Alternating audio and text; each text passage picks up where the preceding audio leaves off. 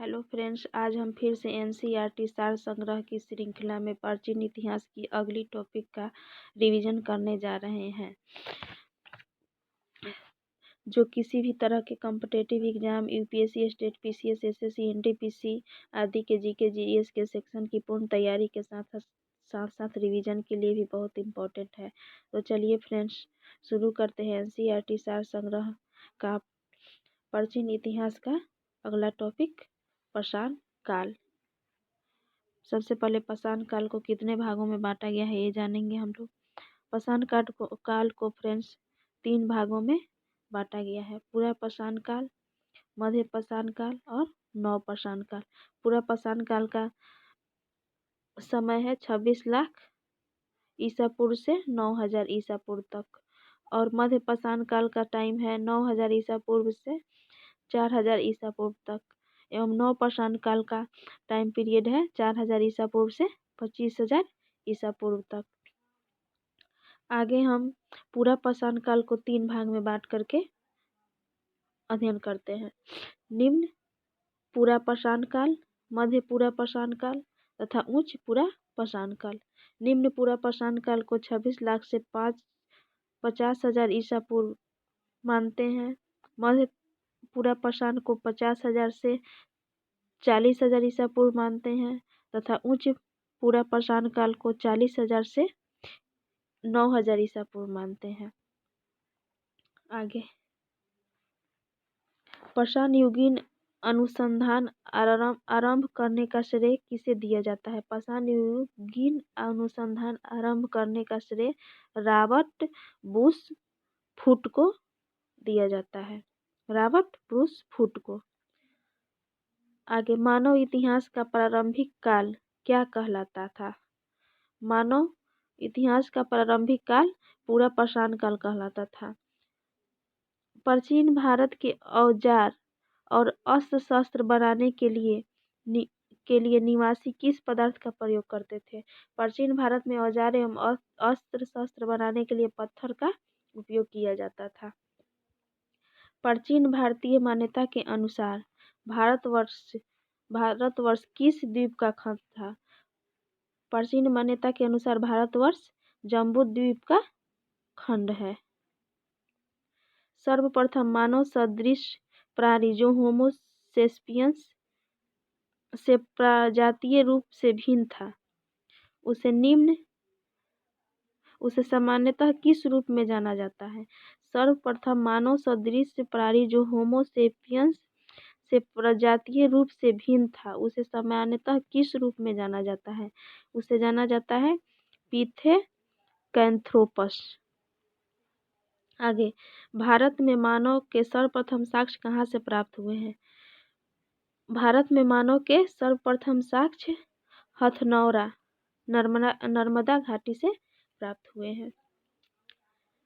पाषाण संस्कृति से लेकर हड़प्पा सभ्यता तक के सांस्कृतिक अवशेष किस पुरा स्थल से प्राप्त हुए हैं? पाषाण काल से लेकर हड़प्पा सभ्यता तक के सांस्कृतिक अवशेष मेहरगढ़ से प्राप्त हुए हैं।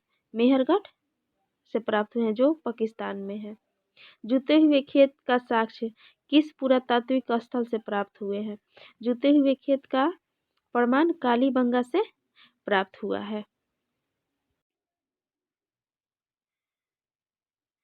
बृहद पाषाण स्मारकों का बृहद पाषाण स्मारकों की पहचान किस रूप में की गई है? बृहद पाषाण स्मारकों की पहचान मृतकों को दफनाने के स्थान के रूप में की गई है। प्राचीनतम अस्थायी जीवन के प्रमाण कहाँ से प्राप्त हुए हैं? प्राचीनतम अस्थायी जीवन के प्रमाण मेहरगढ़ से प्राप्त हुए हैं। मनुष्य ने सर्वप्रथम किस धातु का प्रयोग किया था? मनुष्य ने सर्वप्रथम तांबा धातु का प्रयोग किया था।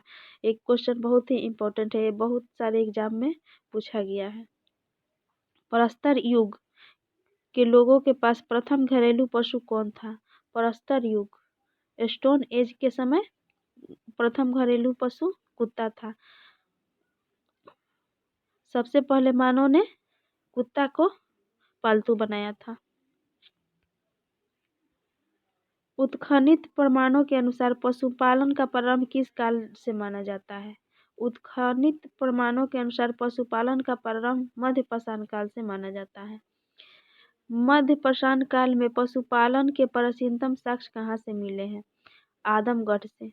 मध्य पाषाण काल में पशुपालन के प्राचीनतम साक्ष्य आदमगढ़ से मिले हैं। मानव द्वारा खदानों की कृषि सर्वप्रथम किस काल में प्रारंभ हुई थी? मानव द्वारा खदानों की कृषि सर्वप्रथम नव पाषाण काल में शुरू हुई। मानव द्वारा प्रयोग में लाया जाने वाला प्रथम अनाज कौन सा था? मानव द्वारा प्रयोग में लाया जाने वाला प्रथम अनाज जौ था। चाकोलिथिक युग को किस अन्य नाम से भी जाना जाता है? चाकोलिथिक युग को ताम्र पाषाण युग के नाम से जाना जाता है। फ्रेंड्स, आगे जानते हैं ताम्र पाषाणकालीन स्थल।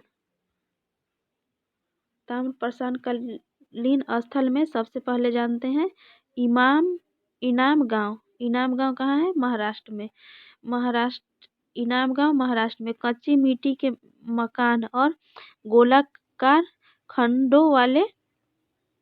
गड्ढों वाले मकान के साक्ष्य मिले हैं। कच्ची मिट्टी के मकान और गोलाकार गड्ढों वाले मकान के साक्ष्य मिले हैं। आगे है दैमाबाद, यह भी महाराष्ट्र में है। दैमाबाद महाराष्ट्र में है। यहाँ मिला है कलश सावधान तथा कलश को घरों के फर्श के नीचे रखने का प्रमाण मिला है। दैमाबाद में कलश सावधान तथा कलश को घर के फर्श के नीचे रखने का प्रमाण मिला है। सबसे बड़ा ताम्र पाषाणिक स्थल है दैमाबाद। इसका उत्खनन HD सकलिया द्वारा चित्रित काले मृदभाट का प्रमाण भी मिला है। यहाँ से ये दोनों नाम एक जगह लिखा है, इसका मतलब है कि दोनों लगभग एक ही जगह है महाराष्ट्र में, और दोनों जगह से ही मिला है कलश सावधान, कलश को घरों के फर्श के नीचे रखने का प्रमाण, और सबसे बड़ा ताम्र पाषाणिक स्थल दैमाबाद तथा नौदा टोली है। इसकी खोज HD सकलिया द्वारा किया गया उत्खनन। चित्रित काले मृदभाट का प्रमाण भी यहीं से मिला है। अगला है नेवासा, ये भी महाराष्ट्र में है। यहाँ पटसन का प्रथम साक्ष्य और लाल तल पर काली डिजाइन वाले चौक निर्मित बर्तनों का प्रमाण मिला है। पटसन पर प्रथम साक्ष्य और लाल तल पर काली डिजाइन वाले चौक निर्मित बर्तनों का प्रमाण मिला है, मतलब डिजाइन वाले बर्तन मिले हैं नेवसा में। ताम्रवती राजस्थान में है। यहाँ से प्राप्त काले मृदभाट सफेद रैखिक चित्रों से सजे रहते थे। यहाँ काले मृदभाट मिला है जो सफेद रैखिक चित्रों द्वारा सजे थे। आगे नवपाषाण काल शब्द का सर्वप्रथम प्रयोग 1865 में जॉन लुबाक ने किया था। ये क्वेश्चन भी पूछता है, नवपाषाण काल शब्द का सर्वप्रथम प्रयोग किसने किया था? तो जॉन लुबाक 1865 में। आगे देखिए भारतीय पुरातत्व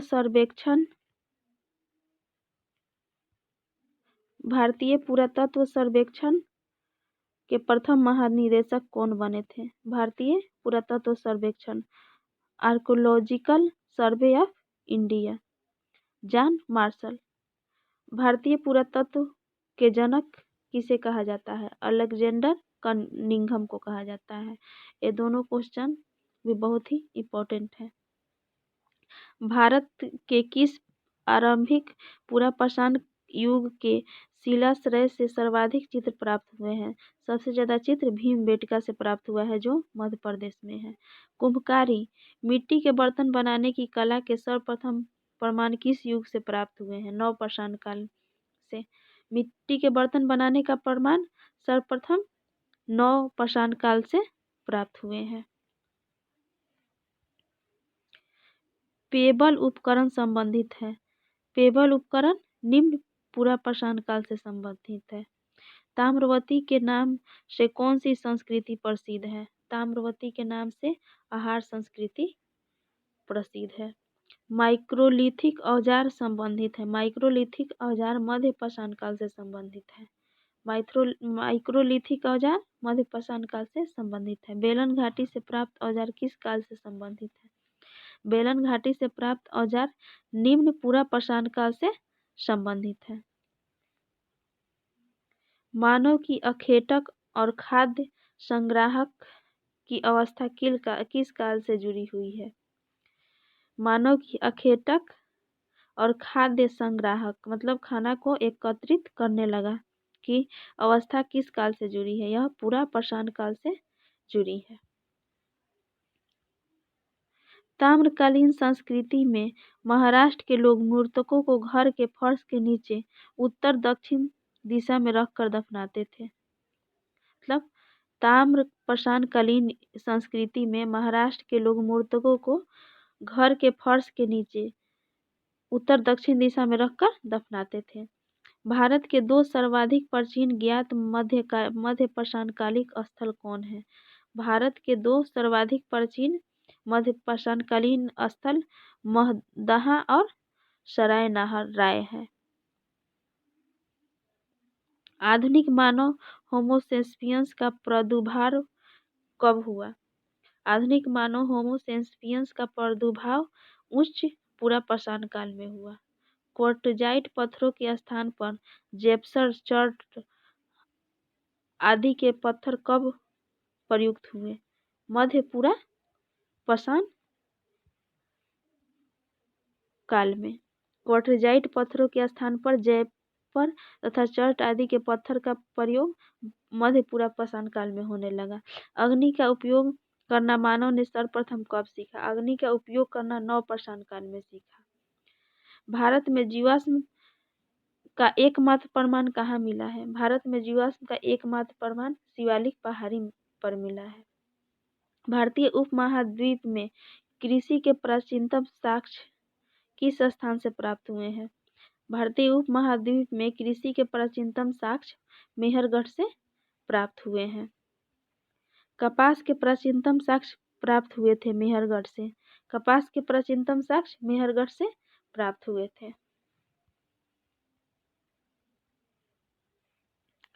हड्डी निर्मित उपकरण किस भारतीय पुरातात्विक स्थल से प्राप्त हुए थे? हड्डी निर्मित उपकरण सराय नाहर राय से प्राप्त हुए थे। और गौरिक मृदभांड पात्र का नामकरण कहाँ से हुआ था? यह हुआ था हस्तिनापुर से। सिंधु घाटी सभ्यता के मुख्य स्थल मोहनजोदड़ो, चंदुदरो, सूत्रकागेंडोर,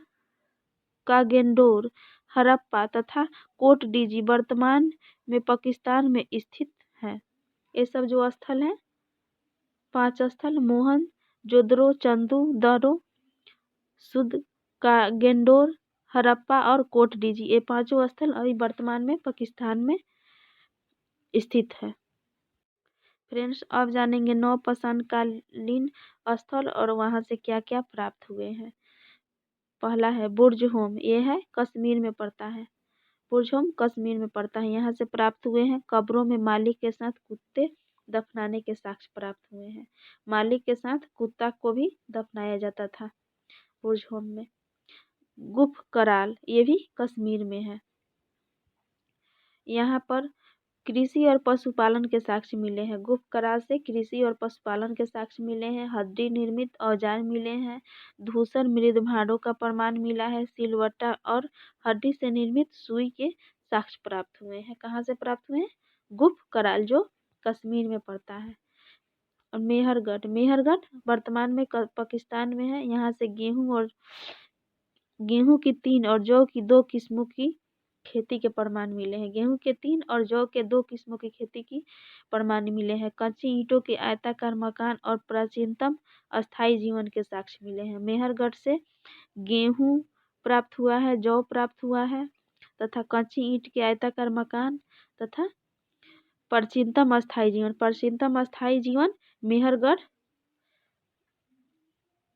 में इसका साक्ष्य मिला है।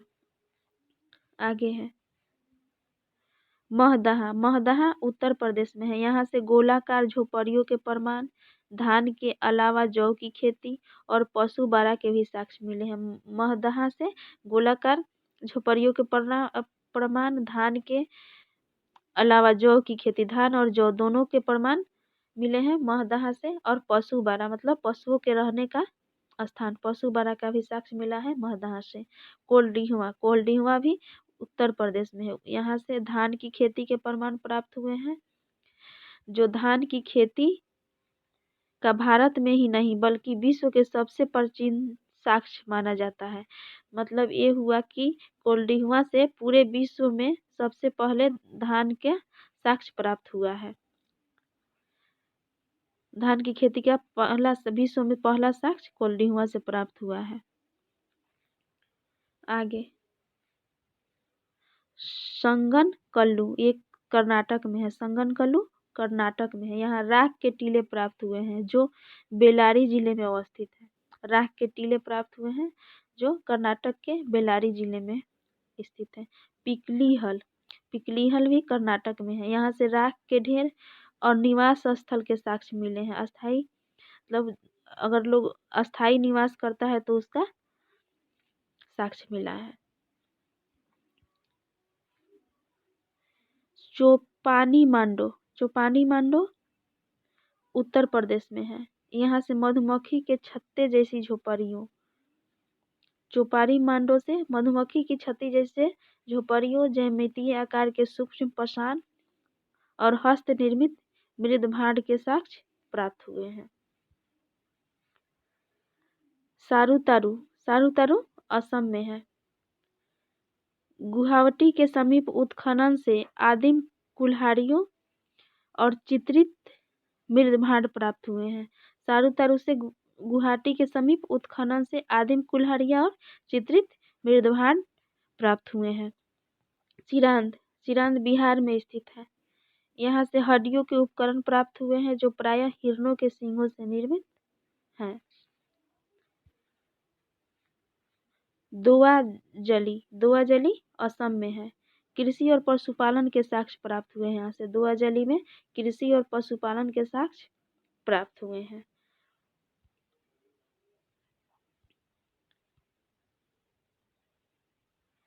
यहाँ देखिए नौदा टोली नामक ताम्र प्रसानिक स्थल का उत्खनन HD सकालिया ने किया था। नौदा टोली वर्तमान मध्य प्रदेश में स्थित है।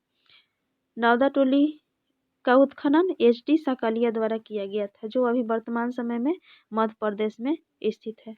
फ्रेंड्स, यहाँ जो नवपाषाण काल के जो स्थल का हम लोग जो अध्ययन किए, इसमें जगह का नाम बहुत ही इम्पोर्टेंट है। ये हमेशा एग्जाम में पूछता है कि कहाँ पर है। फ्रेंड्स, पाषाण काल का टॉपिक यहाँ पर समाप्त हुआ। बहुत ही जल्द इस श्रृंखला का अगला वीडियो चैनल पर अपलोड होगा। चैनल पर बने रहने के लिए चैनल को सब्सक्राइब करें और बेल आइकन पर क्लिक करके बेल आइकन पर क्लिक करें ताकि अगला वीडियो का नोटिफिकेशन आपको प्राप्त हो।